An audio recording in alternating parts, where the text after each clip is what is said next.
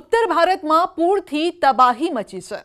અમેરિકામાં પણ પાણીનો સૈલાબ આવ્યો છે ને ત્યાં પણ ભયંકર રૂપ પાણી બતાવી રહ્યું છે, પરંતુ ગુજરાતમાં અત્યારે સૂકું ભટ્ટ જોવા મળી રહ્યું છે। છેલ્લા ઘણા દિવસથી વરસાદ નથી, જેને લઈને ખેડૂતોમાં ચિંતા પણ છે કે હવે ક્યારે વરસાદ આવશે।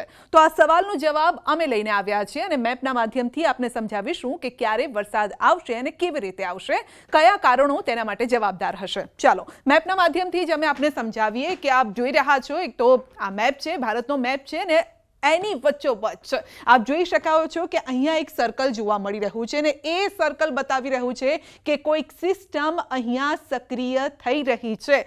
ECMWF આ જે મોડેલ કહી રહ્યું છે કે આવનારા સમયમાં વરસાદની આગાહી કરવામાં આવી રહી છે। ખાસ કરીને 17 તારીખ બાદ એટલે કે 18-19 બાદ આ સિસ્ટમ ફરતી આપ જોઈ શકો છો કે જે યુપીની આસપાસ હતી તે ફરતા રાજસ્થાન તરફ આવે છે અને રાજસ્થાનથી ગુજરાત તરફ આવી રહી છે। એટલે કે આ જે સર્કલ આપને જોવા મળી રહ્યું છે, આ જે વરસાદી સિસ્ટમ છે તે રાજસ્થાન થઈ અને ગુજરાત પર વરસાદ લાવી શકે છે। એટલા માટે કારણ કે ઉત્તર ગુજરાતથી લઈ અને મધ્ય ગુજરાત સુધીનો આ પટ્ટો આપ જોઈ શકો છો, એમાં અમદાવાદ સુધી અને કચ્છનો આ સાથે સૌરાષ્ટ્રનો કેટલોક ભાગ કે ત્યાં વરસાદ પડવાની આગાહી છે। આ કઈ તારીખ છે તો શનિવાર સુધીમાં, એટલે કે 19 તારીખ સુધીમાં, 19-20 તારીખ સુધીમાં આ વરસાદી ઝાપટા આવી શકે છે। પરંતુ એક વાત એ પણ છે કે ભલે આ આખું ગ્રીન જોવા મળી રહ્યું હોય, પવનની ગતિ જોવા મળતી હોય, આ સાથે વરસાદ પણ લાવતો હોય, પરંતુ આ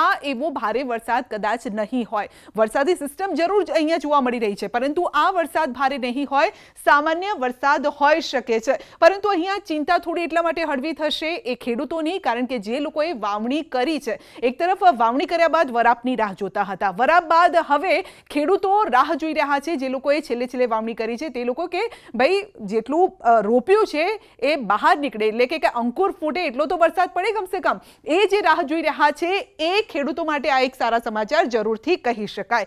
કારણ કે આવા અલગ અલગ મોડેલ છે, બે મોડેલ એવા છે, ECMWF ની અમે વાત કરી રહ્યા છીએ, આ સાથે બીજું પણ એક મોડેલ છે કે જે પણ કહી રહ્યું છે કે આવનારા સમયમાં વરસાદ થવાનો છે। ખાસ કરીને મધ્ય જુલાઈમાં અને જુલાઈના એન્ડમાં પણ એક સારા વરસાદની આગાહી છે, એટલે એના માટે પણ એક સિસ્ટમ સક્રિય થયેલી છે અને એ સિસ્ટમ પણ એ જ પ્રકારની છે કે એ પણ યુપી થઈ, રાજસ્થાન થઈ અને ફરી પાછી ગુજરાત તરફ આવશે અને ગુજરાતના કેટલાક વિસ્તારો, ખાસ કરીને ફરી એક વાર જણાવું કે એ એવા વિસ્તારો છે, એક તો ઉત્તર ગુજરાતનો આખો જે પટ્ટો અહીંયા જોવા મળશે, એટલે કે મહેસાણા આવી જાય, પાટણ આવી જાય, બનાસકાંઠા આવી જાય, એ તમામ એવા વિસ્તારો છે।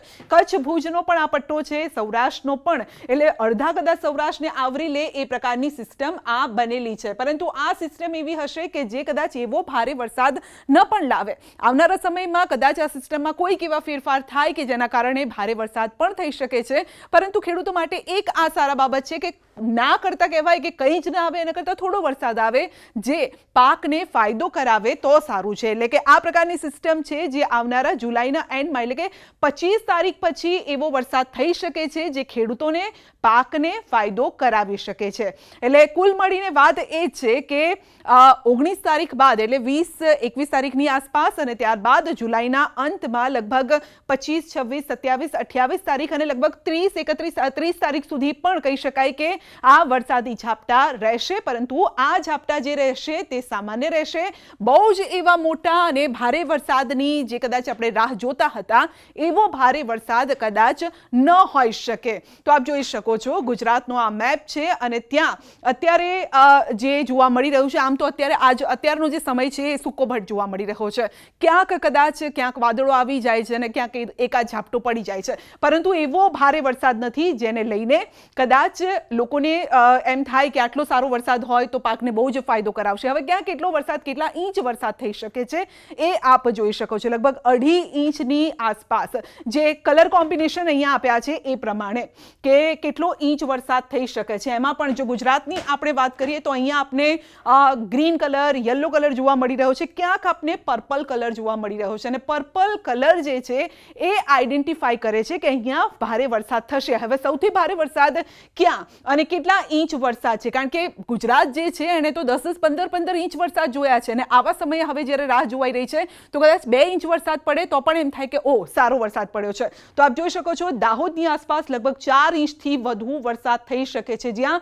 ઘેરો જાંબુડિયો કલર જોવા મળી રહ્યો છે ત્યાં વધારે વરસાદ થશે, એટલે લગભગ 5-6 ઇંચની આસપાસ વરસાદ થઈ શકે. પરંતુ મધ્યપ્રદેશ અને ગુજરાતની આ બોર્ડર જે એરિયા આપ જોઈ રહ્યા છો ત્યાં ભારે વરસાદની આગાહી છે, કારણ કે જે સિસ્ટમ મેં આપને બતાવી હતી એ ક્યાં યુપીની આસપાસ હતી, એટલે યુપીથી ફરતી ફરતી રાજસ્થાન ગઈ, રાજસ્થાનથી ફરી અને ગુજરાત તરફ આવી છે.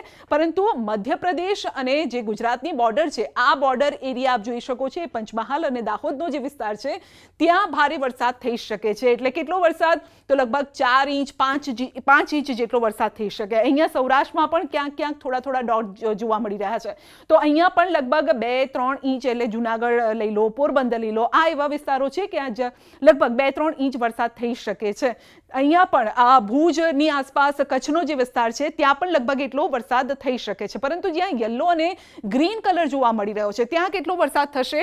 તો અડધા ઇંચ 1 ઇંચ જેટલો વરસાદ થશે. એટલે આમ તો મોટાભાગનો વિસ્તાર આપ જોઈ શકો છો જ્યાં બહુ જ ભારે વરસાદની આગાહી નથી, પરંતુ સૌરાષ્ટ્રના 2-3 વિસ્તાર જોઈ લીધા, એટલે કે ઉના, જુનાગઢ, આ સાથે પોરબંદર, દાહોદ, પંચમહાલનો વિસ્તાર જોઈ લીધો, આ સાથે દક્ષિણ ગુજરાતનો જે વિસ્તાર છે ત્યાં પણ, એટલે કે સુરતની નીચેનો વિસ્તાર, એ નવસારી, તાપીની આસપાસ, દમણ અથવા દાદરાનગર હવેલી, એ તમામ એ વિસ્તારો છે ત્યાં પણ લગભગ 4 થી 5 ઇંચ વરસાદ થઈ શકે છે. એટલે આવનારા સમયમાં મોટા ભારે વરસાદની તો આગાહી નથી, પરંતુ જે વરસાદ આવશે તે જરૂર ખેતીને તો ફાયદો કરાવશે તેવું ચોક્કસથી કહી શકાય. પરંતુ આશા રાખીએ કે જુલાઈના અંત બાદ ઓગસ્ટમાં પણ એક સારો વરસાદ આપણને જોવા મળે.